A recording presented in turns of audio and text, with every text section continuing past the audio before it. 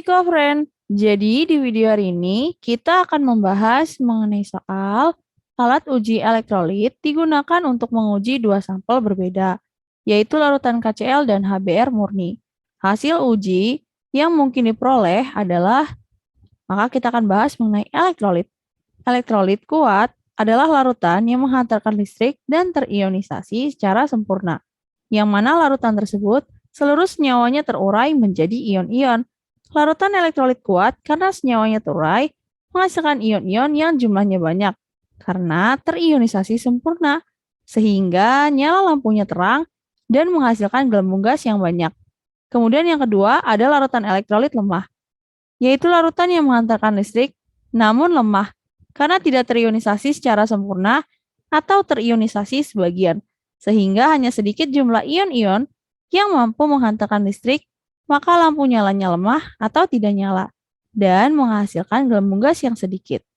Nah, yang terakhir ada larutan non-elektrolit, yaitu larutan yang tidak dapat menghantarkan listrik dan tidak terionisasi, sehingga tidak ada nyala lampu dan gelembung gas.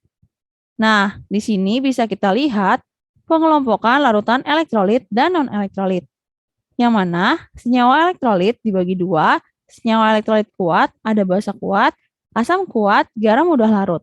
Contohnya Na2CO3, CH3CONa. Kemudian yang kedua, senyawa elektrolit lemah, ada basa lemah, asam lemah, dan garam sukar larut. Contohnya AgI, AgCl, CaCO3, Li2CO3. Kemudian yang terakhir ada senyawa non-elektrolit, berupa senyawa kovalen non-polar dan senyawa kovalen polar yang tidak dapat terdisosiasi. Contohnya glukosa dan etanol. Di sini bisa kita lihat, ketika wujudnya padatan, senyawa ion, senyawa kovalen polar maupun senyawa kovalen non-polar itu non-elektrolit. Ketika wujudnya lelehan, senyawa ion dapat elektrolit, senyawa kovalen polar, dan senyawa kovalen non-polar non-elektrolit. Sementara ketika wujudnya larutan, senyawa ion elektrolit, senyawa kovalen polar ketika terdisosiasi elektrolit, ketika tidak terdisosiasi non-elektrolit. Kemudian senyawa kovalen non-polar yaitu non-elektrolit. Nah, selanjutnya, larutan KCl termasuk ke dalam garam yang mudah larut. KCl juga termasuk ke dalam senyawa ion. Maka dari itu, larutan KCl ini termasuk ke dalam elektrolit kuat, sehingga dapat menghantarkan listrik.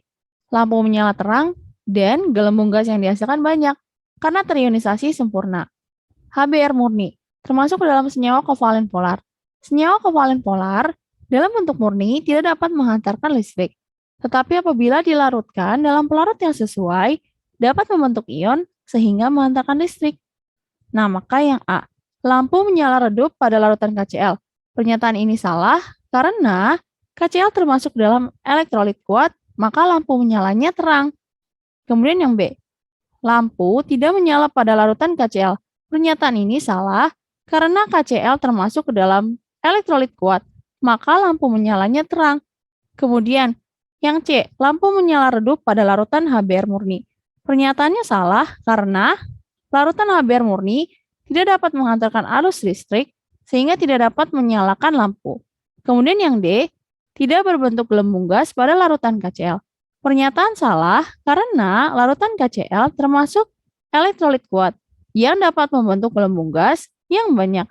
Kemudian yang E, tidak terbentuk gelembung gas pada lelehan HBr murni. Pernyataannya benar, sehingga jawaban yang tepat dengan alasannya yaitu karena larutan atau lelehan HBr murni tidak dapat menghantarkan arus listrik sehingga tidak membentuk gelembung gas. Maka pernyataan yang benar pada soal berikut adalah yang E. Sampai jumpa pada soal berikutnya.